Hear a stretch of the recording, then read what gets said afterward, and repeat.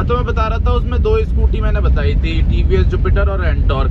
लेकिन यार एंटॉर्क का प्लान तो मैं बिल्कुल ही कैंसिल कर रहा हूँ, क्योंकि आज मैंने OLX पे चेक किया, एंटॉर्क की जो रीसेल वैल्यू है वो तो बहुत ही घटिया है। ये लगा लो 3-3 साल पुरानी स्कूटी OLX पे 30-30 हजार रुपए में बेच रहे हैं लोग। और ये जो इंडियन ब्रांड होते हैं ना, ये जब गाड़ी लॉन्च करते हैं तो टेस्ट हम पे ही करते हैं, ये फिनिश्ड प्रोडक्ट नहीं निकालते।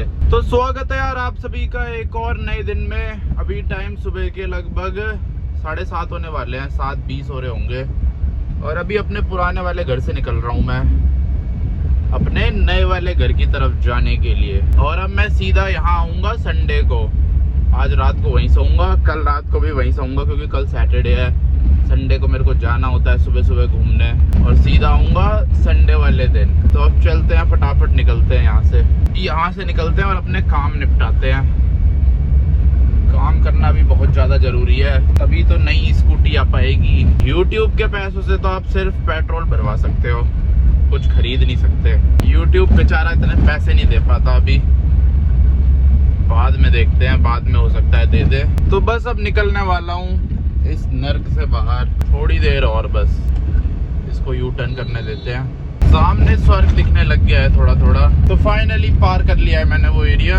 अब अपनी जॉब पे चलते हैं, काम करते हैं, उसके बाद मिलता हूँ आपसे। ये देखो यहाँ सामने भी एक नैनो खड़ी है, पता नहीं किसकी है, पहले तो नहीं दिखती थी लेकिन अब दिखने लग गई है।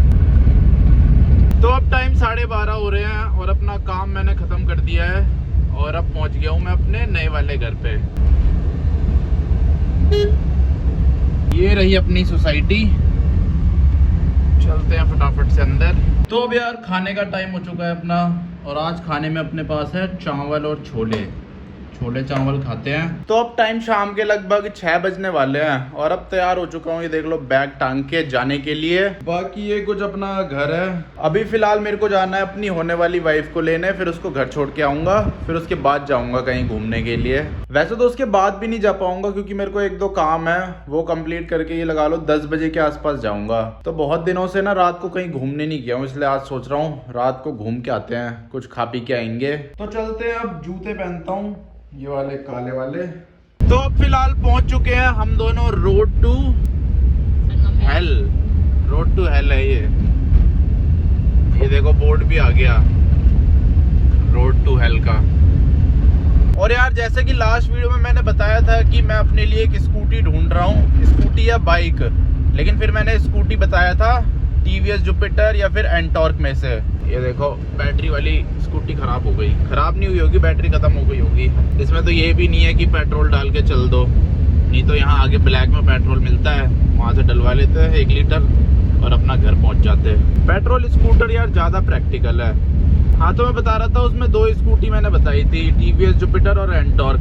लेकिन यार एंटॉर्क का प्लान तो मैं बिल्कुल ही कैंसिल कर रहा हूँ, क्योंकि आज मैंने OLX पे चेक किया, एंटॉर्क की जो रीसेल वैल्यू है वो तो बहुत ही घटिया है। ये लगा लो 3-3 साल पुरानी स्कूटी OLX पे 30-30 हजार रुपए में बेच रहे हैं लोग।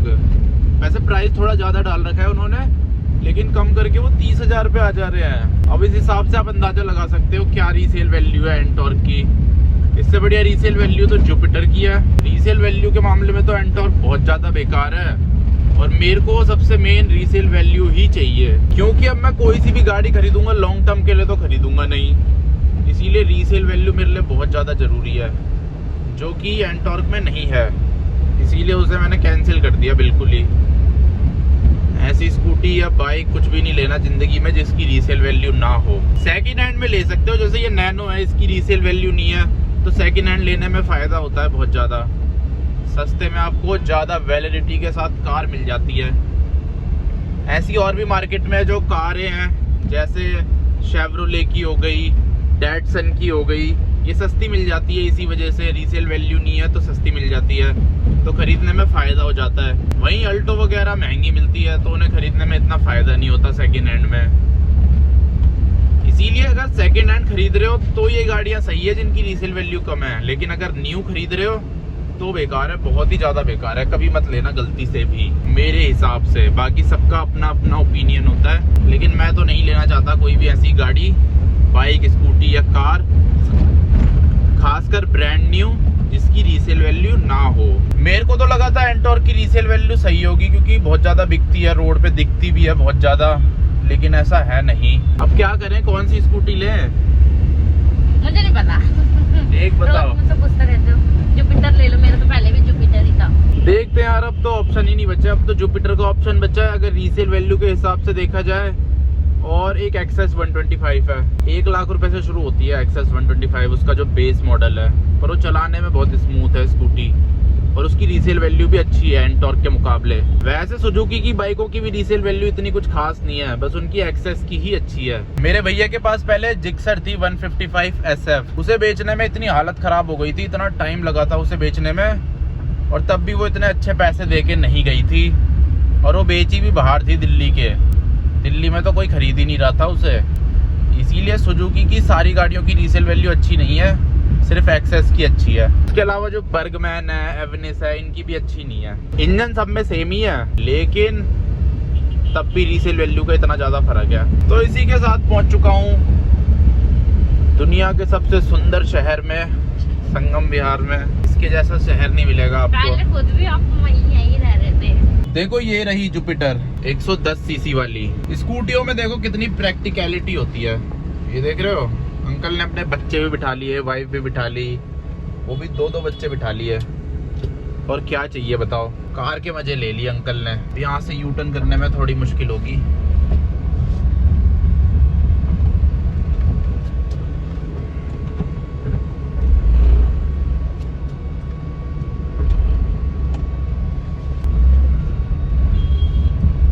चलो यू टर्न ले लिया, अब निकलते हैं अपने नए वाले घर के एरिया में। आज मैं वहीं सोने वाला हूँ, अब नहीं आना मेरे को यहाँ संगम विहार। दुनिया की सबसे अच्छी कॉलोनी में नहीं आना मेरे को। सबसे ज्यादा रीसेल वैल्यू ना इसकी है, ये होंडा एक्टिवा।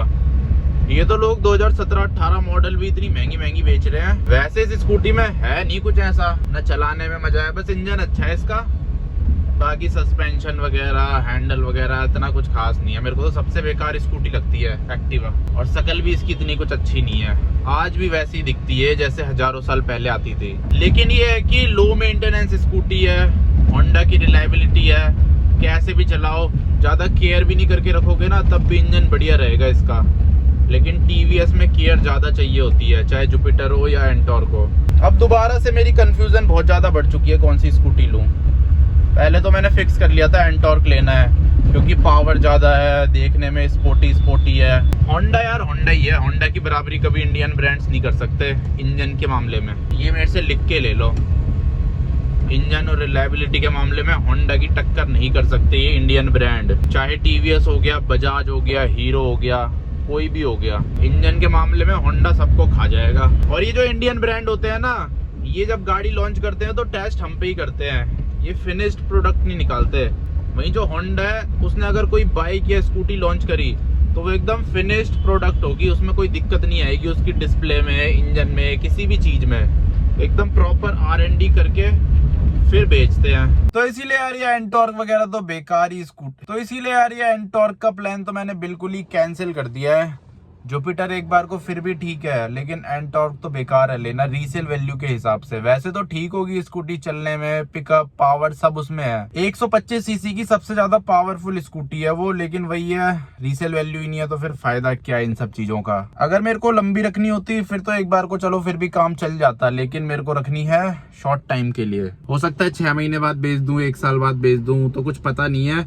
इसीलिए ऐसी स्कूटी लेना मेरे लिए बिल्कुल ही बेकार है। बाकी मेरे को रीजन अभी तक समझ नहीं आया एंटॉर्क की रीसेल वैल्यू इतनी कम है क्यों, जब वो बिकती इतनी ज्यादा है, रोड पे इतनी ज्यादा दिखती है। 125 सीसी में सबसे ज्यादा पावर उसी में है, टॉर्क उसी में है, फिर भी इतनी ज्यादा रीसेल वैल्यू कम क्यों है उसकी, पता नहीं क्या, फिर भी इतनी ज्यादा रीसेल वैल्यू कम क्यों है उसकी, मेरे को समझ नहीं आई। आप में से किसी को पता हो तो बताना मुझे, पर मेरे तो बिल्कुल ही समझ नहीं आई रीसेल वैल्यू क्यों है उसकी इतनी ज्यादा कम। तो अब फिलहाल पहुंच चुका हूं अपने नए वाले घर पे, और आज यार मैं बहुत सालों बाद देख रहा हूं ये आयरन मैन 2 है ये। हाँ ये देखो आयरन मैन 2। मेरी ना फेसबुक में क्लिप्स आती रहती थी आयरन मैन मूवी की, एवेंजर की, तो इसलिए मन करने लग गया देखने का। तो इस महीने सारी वीडियो देख दूंगा ये जो मार्वल की होती है, iron man, Hulk, captain America, Thor, Avenger, सारी देख लूंगा इस महीने।